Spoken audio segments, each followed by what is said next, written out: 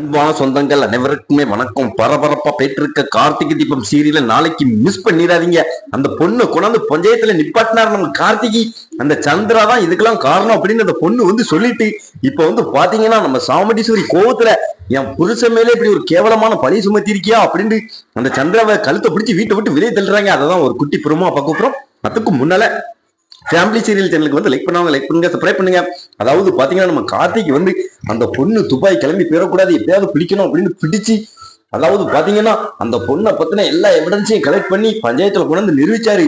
அதாவது இந்த பொண்ணு வந்து யாருக்குன்னே நிறைய பேரை இப்படி ஏமாத்தி பணம் சம்பாதிச்சிருக்கு, இவங்க மேல போலீஸ்ல ஏகப்பட்ட கம்ப்ளைண்ட் இருக்கு, அதுக்கான ஆதாரம் இதான் அப்படின்னு சொன்னோன்னு சிவனாண்டி வந்து உங்க மாமாவை காப்பாத்துறதுக்கு என்னெல்லாமோ சொல்லி குழப்புறியா அப்படின்னு சொல்றாரு.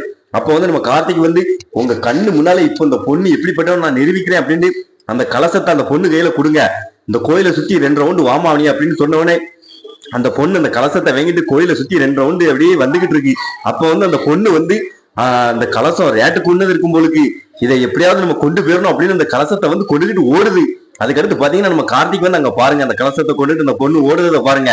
அதாவது அவளை பிடிக்கணும், சீக்கிரம் வாங்க அப்படின்னு மயில கூட்டு போறாரு. அந்த பொண்ணை பிடிச்சாந்து நிப்பாட்டினோடனே ஆமா அதுக்காக அந்த பொண்ணு வந்து எல்லா உண்மையும் சொல்லிட்டு ஆமா நான் நடிக்கதான் செஞ்சேன், நீ மன்னிச்சிருங்க, நீ விட்டுருங்க, இனிமேல் இந்த சிசம்பக்கம் கூட நான் வரமாட்டேன், இதுக்கெல்லாம் காரணம் இந்த சந்திராதான் அப்படின்னு இதை தெரிஞ்ச நம்ம சாமுண்டீஸ்வரி இனிமேல் நீ வீட்லயே இருக்காது அப்படின்னு வெளியே துரத்து விட்டாங்க. தரமான எபிசோட் வந்து மிஸ் பண்ணிடுறாங்க. மறக்காம நம்ம சேனலுக்கு வந்து லைக் பண்ணுவாங்க, லைக் பண்ணுங்க, சப்ஸ்கிரைப் பண்ணுங்க.